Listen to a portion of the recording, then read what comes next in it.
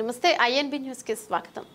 ఈ విపత్కర పరిస్థితిలో రాజకీయాల విమర్శలు తావివ్వకుండా వరదలో నష్టపోయిన వారికి న్యాయం జరిగేలా పరిహారం అందించాలని ఎంపీ ఈటెల రాజేందర్ అన్నారు। మహబూబాబాద్ జిల్లాలో వరద ముప్పు ప్రాంతాలను పరిశీలించిన అనంతరం బీజేపీ కార్యాలయంలో ఏర్పాటు చేసిన మీడియా సమావేశంలో ఎంపీ ఈటెల మాట్లాడుతూ దొంగలు పడితే కొన్ని వస్తువులు ఉంటాయేమో కానీ వరద వస్తే మాత్రం సర్వస్వం తీసుకుపోయాయని తక్షణమే ప్రభుత్వం వరద బాధితులకు సహాయం అందించాలని డిమాండ్ చేశారు।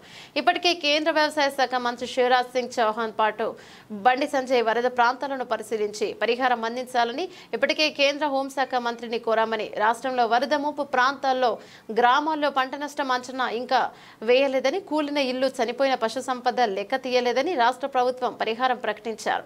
ఇక కేంద్ర విపత్తు నిధి ఎన్డీఆర్ఎఫ్ 1360 కోట్లున్నట్టు లెక్కలు చెప్తున్నాయని, ఆ నిధులు ఏమయ్యాయని రాష్ట్ర ప్రభుత్వాన్ని లెక్క చెప్పాలన్నారు। మీరు రిపోర్ట్స్ పంపితే కేంద్ర బృందాలు వచ్చి అంచనాలు తయారు చేసి నిధులు ఇస్తారని తెలిపారు। ఐక్యంగా ధైర్యం నింపేలా నిజమైన సహకారం అందించాలి తప్ప పరస్పర విమర్శలు తగదు అని అన్నారు।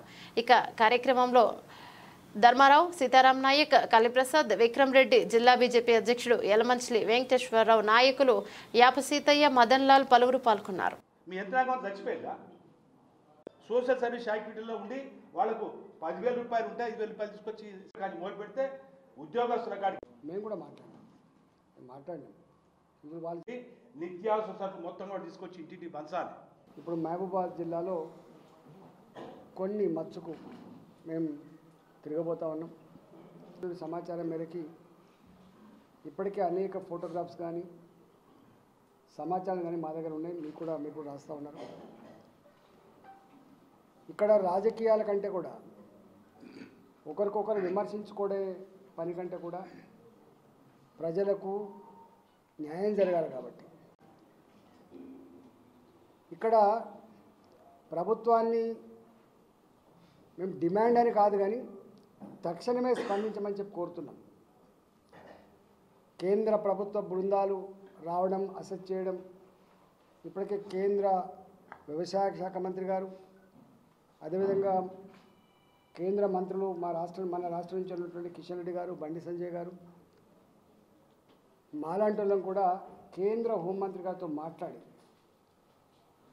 తక్షణమే తెలంగాణలో పక్కకున్నటువంటి రాష్ట్ర ఆంధ్రప్రదేశ్లో కూడా సహాయ సహకారాలు అందించాలని చెప్పి కోరినప్పుడు వారు వెంటనే స్పందించి మీరు భరోసా ఇవ్వండి, తప్పకుండా ఆదుకుందాం, ఈ ప్రాంతం ఆ ప్రాంతం అని తేడా లేకుండా, ఈ ప్రభుత్వం ఆ ప్రభుత్వం అని తేడా లేకుండా ప్రజలందరినీ కూడా ఆదుకునే ధర్మాస్కారం ఉన్నటువంటి ఈ రోజులలో ఎక్కడ కూడా పెట్టిన ఇసుక మేటలు కావచ్చు, కోతపడ్డ పంట పొలాలు కావచ్చు, కొట్టుకపోయిన పంటలు కావచ్చు, నీట మునిగిన పంటలు కావచ్చు, చెర్లు తెగిపోయి కొట్టుకపోయినటువంటి లక్షలాది రూపాయల మత్స్య సంపద కావచ్చు, ఇవాళ కూలిపోయిన ఇళ్ళు కావచ్చు, ఇళ్లకు నీళ్ళొచ్చి సర్వస్వం కొట్టుకపోయినటువంటి ఆస్తులు కావచ్చు, ఇట్లాంటి వాటి విషయంలో ఇప్పటిదాకా ఏమీ అసెస్మెంట్ లేదు। నేను ఒకటే కోరుతున్నా, ప్రభుత్వం తక్షణమే ఇవన్నిటి పట్ల ఒక అసెస్మెంట్ చేయమని చెప్పి కోరుతున్నా। ఇప్పటివరకు పిడుగుపడి చనిపోయిన వాళ్ళకి కానీ, వాగులలో కొట్టుకపోయి చనిపోయిన వాళ్ళకి కానీ ₹1 కూడా రాలే, ₹1 కూడా రాలే। మేము అంటున్నాం ప్రభుత్వాన్ని తక్షణమే మీరు ఏదైతే తక్షణ సాయం కింద అందిస్తా అని చెప్పి ప్రామిస్ చేసిందో వెంటనే ఇవ్వాలని చెప్పి మేము డిమాండ్ చేస్తున్నాం। పశు సంపద, మత్స్య సంపద వాటికి కూడా తక్షణమే సాయం అందించాలని చెప్పి మేము కోరుతా ఉన్నాం। అదేవిధంగా నేను చూస్తున్న ఫోటోలు అంటే మామూలు నష్టం జరగలేదు, జేసీబీలు కొట్టుకపోయి ఇట్లా ముద్ద బొమ్మలకు అయిపోయినాయి। జేసీబీలు, ట్రాక్టర్లు, తర్వాత ఆటోలు కొట్టుకపోయి ముద్దలకు అయిపోయినాయి మొత్తం। ఆయన ఉపాధి ఆటో నడపడమే, ఆయన ఉపాధి ట్రాక్టర్ మీద బతకడమే, ఆయన ఉపాధి జేసీబీ మీద బతకడమే, ఇట్లా మొత్తం ముద్ద అయిపోయినాయి। వాళ్ళందరికీ తక్షణమే అసెస్ చేసి మరి ఇన్సూరెన్స్ ఉందా లేదా, మరి బ్యాంకు లోన్ సంగతి ఏంది, రిస్క్లోకి వచ్చి వాళ్ళకి ఆల్టర్నేటివ్ ఫైనాన్స్ చేస్తారా, మీ ప్రభుత్వ పరంగా ఏం చేస్తారో ఒక విధి విధానం ప్రకటించాలని చెప్పి. అదేవిధంగా ఇళ్లలకు నీళ్ళు వచ్చినాయి, 11 ఫీట్లు 12 ఫీట్లు, మొత్తం గ్రామాలే మునిగిపోయినాయి. దాదాపు వారం 10 రోజులుగా ఇవాళ ఇప్పుడిప్పుడే కొంత తేరుకొని ఇళ్లలోకి వచ్చిన నీళ్ళన్నీ వెళ్ళిపోయిన తర్వాత ఫీటు లోతు 2 ఫీట్ల మందంతో ఏర్పడినటువంటి బురద అంతా కూడా కడుక్కొని వాళ్ళు ఇప్పుడే ఇళ్లలోకి పోయారు. వాళ్ళ కట్టుబట్టలు తప్ప స్టవ్ లేదు, గ్యాస్ మొద్దు లేదు, ఫ్రిడ్జ్ లేదు. పెద్ద ఉన్నోళ్ళైతే ఒక మాట చెప్పాలంటే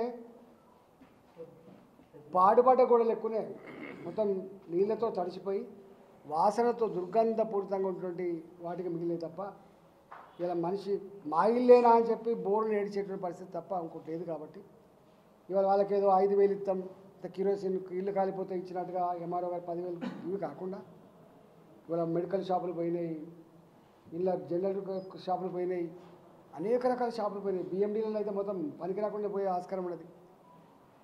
అంటే వెలగట్టలేని నష్టం షాపులలో జరిగింది, వెలగట్టలేని నష్టం ఇళ్లలో కూడా జరిగింది. కాబట్టి దీని మీద వాళ్ళని అడిగి కొంత ఏం సాయం చేయవచ్చో వెంటనే చేయాలని చెప్పి, ఇవన్నీ కూడా తక్షణ సహాయాల కింద చేయాలని చెప్పి మేము కోరుతా ఉన్నాం. అదేవిధంగా ప్రభుత్వం కొన్ని రోడ్లు కానీ లేకపోతే బ్రిడ్జ్లు కానీ కొట్టుకుపోయింది. టెంపరీ అయితే రెస్టోర్ చేయాలి. చాలా గ్రామాలు రాకపోకలు బంద్ అయిపోయినాయి, చాలా బ్రిడ్జ్లు అంతా ఊగుతున్నాయి, అవి పెద్ద వెహికల్స్ పోయి పట్టట్లేదు. కాబట్టి తక్షణమే మళ్ళీ గ్రామాలకు ట్రాన్స్పోర్ట్ పునరుద్ధరించాలని చెప్పి మేము కోరుతా ఉన్నాం. ప్రభుత్వం వాళ్ళకు సాయం చేస్తుంది, ఇటు సాయం చేస్తుందని చెప్పి ఈ మాటలు మాట్లాడేది బంద్ చేసి, ఇవాళ ఇతరులను విమర్శించడం బంద్ చేసి వీళ్ళు వత్తలేరు వాళ్ళు వత్తలేరు. ప్రభుత్వం నీ బాధ్యత ఫస్ట్.